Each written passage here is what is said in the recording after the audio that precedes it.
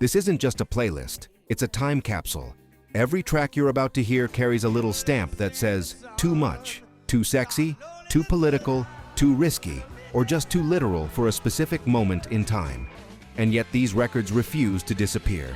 They slipped from bedrooms to dance floors, from jukeboxes to protests, from late-night shows to the center of the culture. Tonight, we break down 15 1970s pop songs that were banned or censored and ask why. Why did a single word force a re-record? Why did a harmless title become touchy overnight? Why did a band sometimes explode a song's reach instead of shrinking it? As we count down, I want your take. Which band aged well? Which feels ridiculous now? And which track gained its legend because someone tried to turn the volume down? Hit subscribe if you love pop history told straight. And let's press play.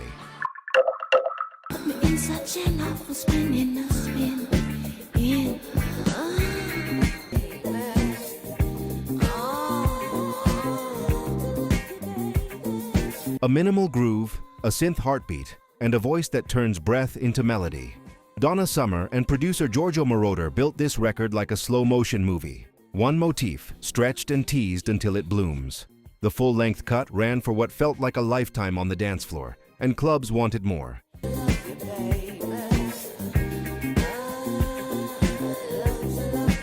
That demand helped push the rise of the extended 12-inch single. Outside the clubs, some broadcasters blushed. Complaints focused less on language and more on performance. The intimacy felt too real for daytime radio. Yet the song still surged, landing near the top of the UK charts and spreading across Europe and America through word of mouth, late-night spins, and discotheques that treated it like a ritual.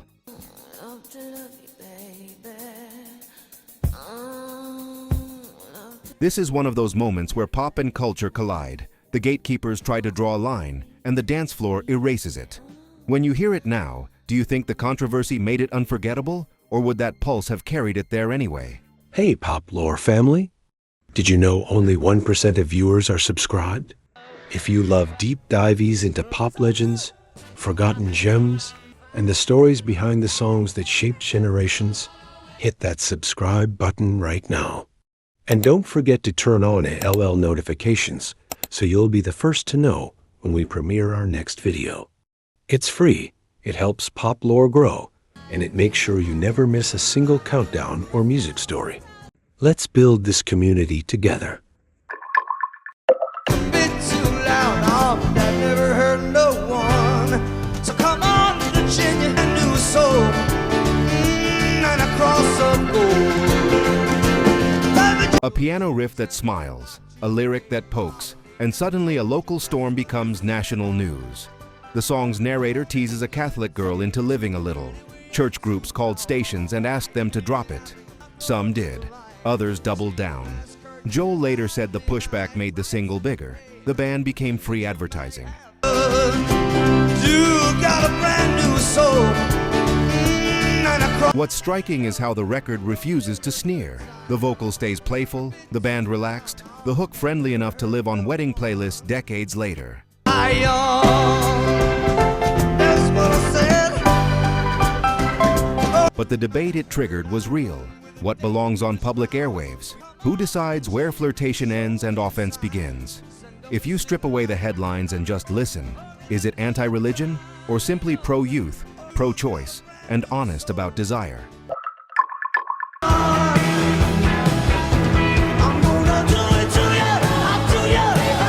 Swaggering horns, glam crunch, and McCartney in full stage strut mode. The BBC heard sexual innuendo and a whiff of drugs and said no thanks. McCartney joked that the offending phrase was a misheard wordplay, but the joke didn't land with censors.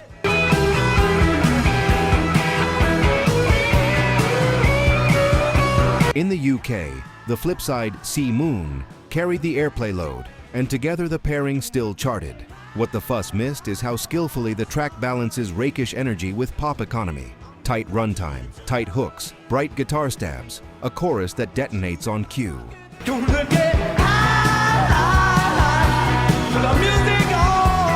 You can hear a former Beatle enjoying the freedom to be cheeky. Would you have let it spin at lunchtime, trusting listeners to get the wink, or saved it for after dark? Never die, they just keep on popping how they multiply. A shock if you only know them for sweet harmonies. This is a heavy, rough-edged rock single about pollution, with a synth siren that sounds like a factory alarm. Some officials misread the lyric, "Smoking Up the Sky," as a drug anthem.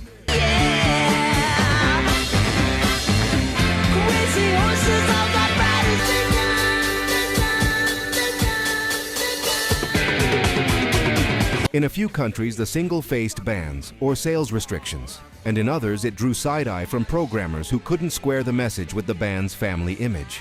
But that mismatch is the point. Crazy Horses proves that a clean-cut group can deliver a hard truth with muscle.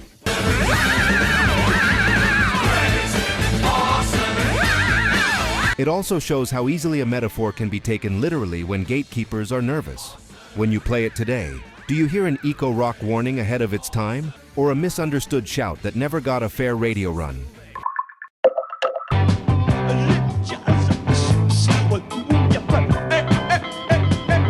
A burst of new wave sugar with a punk briskness, this early XTC single rides choppy guitars and a singable melody straight toward a punchline. I sail beneath your skirt. Radio 1 balked. One line was enough to sideline the whole record on key playlists.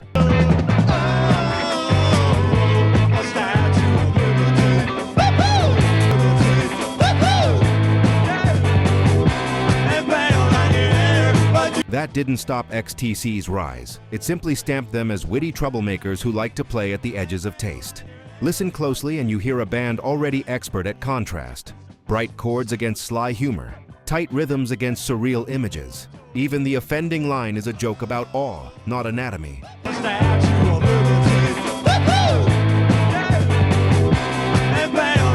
It raises a durable question we keep asking across this countdown. Should one eyebrow-raising moment be able to silence an entire song, or should context and craft carry the verdict? A sunny day, oh yeah, well I got it now. Bright guitars, easy swing, and a singer looking back at youth through a camera filter. Kodachrome is perfect pop with a technical problem. It names a trademark.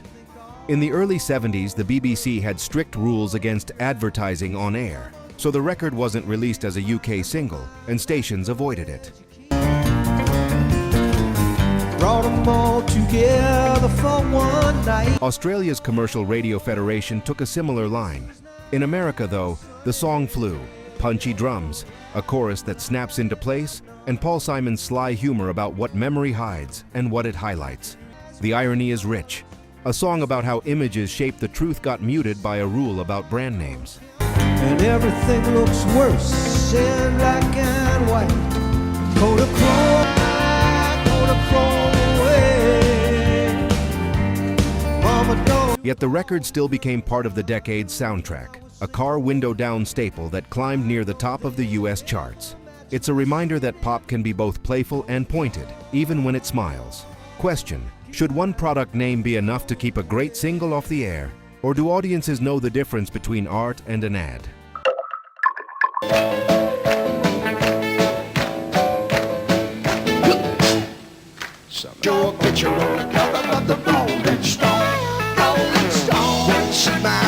Shel Silverstein wrote a satire so sharp it cut both ways. The joke is clear. A scruffy band dreams about the ultimate badge of fame, landing on the cover of the most famous music magazine in America.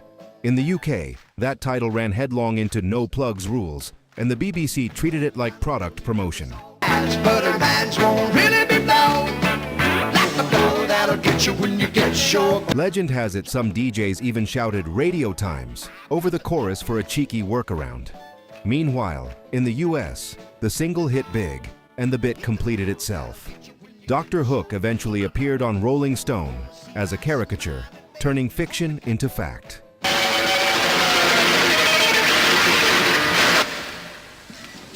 What makes the record endure isn't just the punchline, it's the warm, ragged sing-along, and the way it skewers the industry while admitting the dream is real. Question: do you hear it as advertising, or as the smartest media joke the 70s ever put on the radio?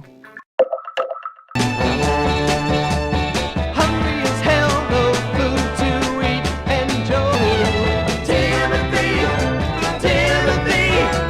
God, what did we? A sunny melody hides a dark story. Written by Rupert Holmes, Timothy follows 3 miners trapped underground. When 2 emerge, the third is missing. The lyric never says cannibalism, but the hint is strong enough that many U.S. stations banned it.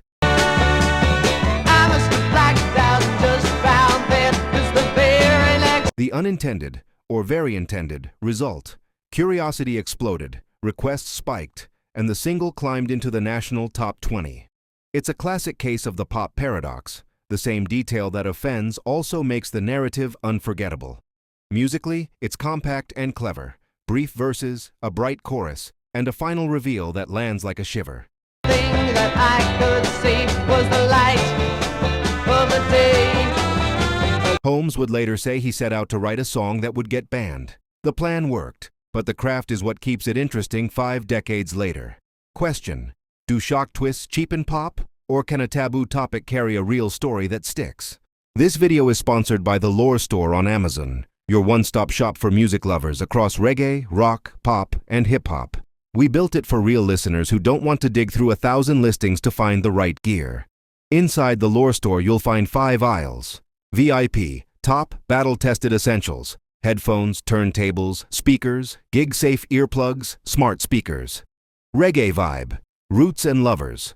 Rock made easy, automatic decks, warm bookshelf speakers, vinyl care. Rock lore, classic rock must-haves, open back cans, simple amps, living room concert vibes. Pop lore, feel-good everyday setups, clean, clear speakers, easy streaming, nostalgia-friendly picks. Hip-hop must-haves, punchy bass without the muddle, closed-back headphones and living room systems that handle low-end. Plus a rotating crate of old album vinyl if you're rebuilding a 60s-90s collection. Every product page tells you who it's for, 3 pros, 1 con, and why we picked it. So you can choose with confidence. Flying soon? Check. VIP for noise canceling that tames plane roar. Mostly listening at home? Try open back headphones that let live albums breathe. Want instant gratification vinyl? Our fully automatic turntable is 1 button from silence to music. And the record cleaning kit knocks down crackle so the bass tightens up. Headed to shows? Grab high-fidelity earplugs. Hands-free at home? Our smart speaker picks let you say, play 70s reggae or classic pop, and you're there. Deal alert! If you use the link in the description, you'll land on our curated picks with current best available Amazon pricing and active discounts where applicable. Prices change, so buy now to lock in today's deal. Tap the link in the description, pick your aisle, grab a favorite, and tell me which category you want me to build next. The Lore Store. Listen better, with gear that gets out of the way and lets the music live.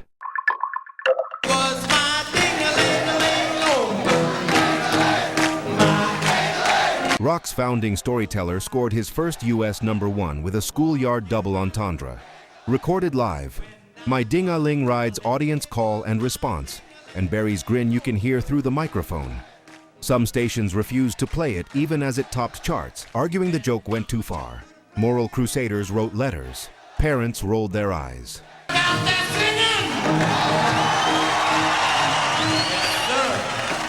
But the crowd on the tape tells the real truth. This is community theater set to a backbeat. A veteran showman turning a simple gag into a communal release. But when the choir would stand and sing, I'd sit there and play with my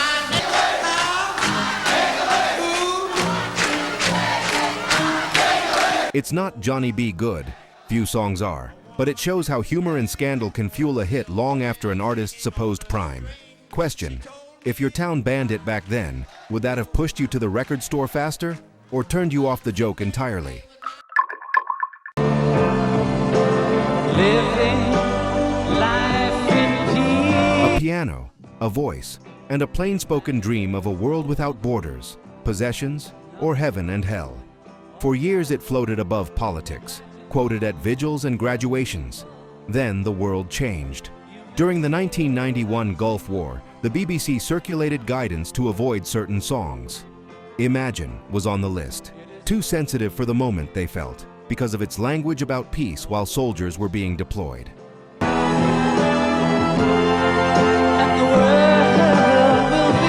The song hadn't changed, but the context had, and a timeless hymn became a flashpoint again. That controversy underlines the power at the center of the record. It asks listeners to picture something many find naive, others find necessary, and everyone finds provocative. Imagine all the people.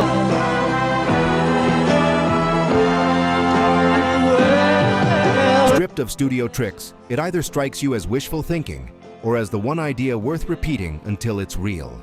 Question: should broadcasters ever sideline a classic because of current events, or should the audience decide what they're ready to hear?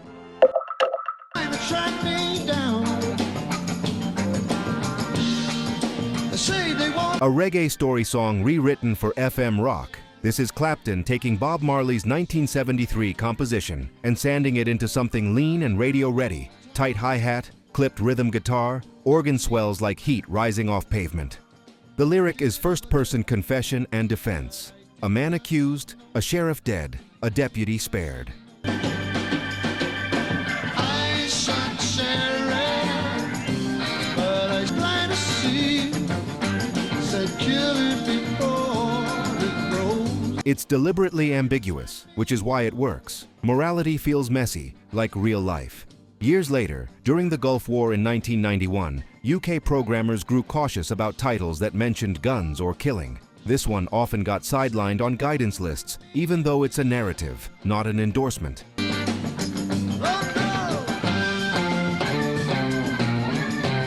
That's the strange afterlife of pop.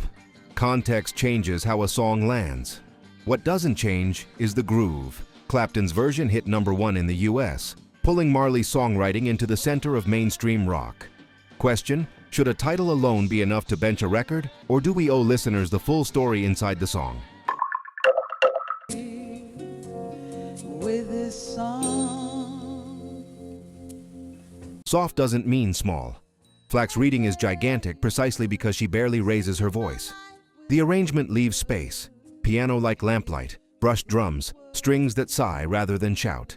It's a song about feeling seen by a performer, almost too closely, and Flack turns that vulnerability into power. I prayed that he would finish, but he just kept. 2 decades later, wartime programmers flinched at the verb in the title and flagged it during the Gulf conflict. It's a reminder that radio hears words in isolation. Audiences hear them in context.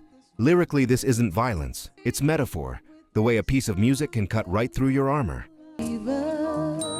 Embarrassed by the crowd, I felt me as if I wasn't there.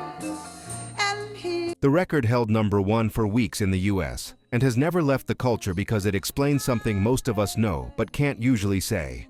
The right song at the right moment can undo you and help you at the same time. Question: in a tense news cycle, do you trust listeners to hear past a loaded word, or does caution win?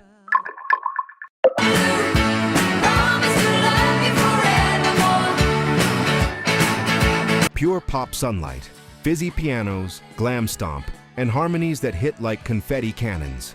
ABBA's Eurovision winner announces itself with a horn stab and never lets up, turning a breakup into a candy-bright surrender. The Waterloo metaphor is clever. Love as a battlefield, defeat as a kind of victory.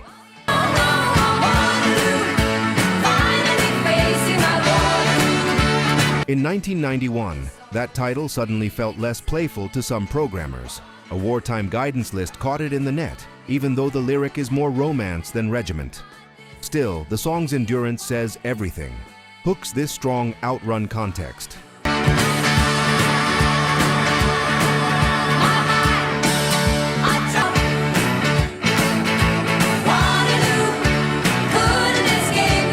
Waterloo cracked America, conquered Europe, and set ABBA's template, joy delivered with absolute precision.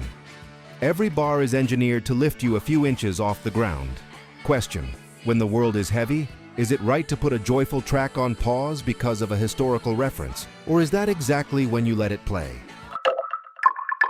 Real soon, kick up a little dust, and you can be my sheep. A heat haze of a record, lazy swing groove, lyrical guitar filigree, and Moldor's voice pouring over the arrangement like warm honey. The imagery is desert dream, camels, moonlight, a promise to send your daddy home. And in ordinary times, it's just sultry pop done exquisitely well. Don't have to answer. There's no need. During the Gulf War, that same imagery spooked schedulers who didn't want Middle East references on daytime radio, and it showed up on avoid lists. But listen outside the headlines, and you hear an intimate, playful song about two people inventing their own private world for a night. A nomad known to all. The production is masterclass subtlety. Percussion pats like distant footsteps, guitar solos sip rather than gulp. The chorus uncoils instead of explodes. It peaked high on US charts and became a soft rock standard precisely because it never hurries you. Question: does time change how we hear lyrics? Or do the headlines just change the room we're listening in? Hey, Pop Lore family. Did you know only 1% of viewers are subscribed? If you love deep dives into pop legends, forgotten gems, and the stories behind the songs that shaped generations, hit that subscribe button right now. And don't forget to turn on LL notifications so you'll be the first to know when we premiere our next video. It's free, it helps Pop Lore grow, and it makes sure you never miss a single countdown or music story. Let's build this community together.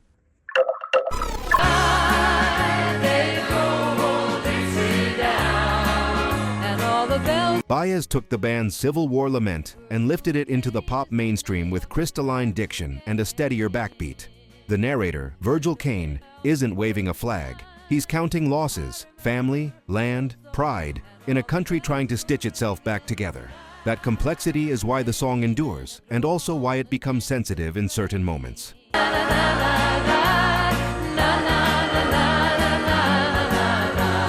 In 1991, with war dominating the news, the BBC's caution lists swept up titles that brushed conflict, and Baez's hit was one of them. What's striking now is how the record refuses easy slogans. The melody is generous, almost hymn-like. The performance feels like witness rather than argument. It asks you to sit with history's weight, not to cheer it. I don't mind, I'm chopping wood, and I don't care. That's not an easy ask for radio, which prefers quick feelings, but it's the reason people still return to the song. Question: when history itself feels charged, should broadcasters revisit what gets played, or trust audiences to handle nuance without the training wheels? The journey doesn't end here, pop lovers. Watch this next.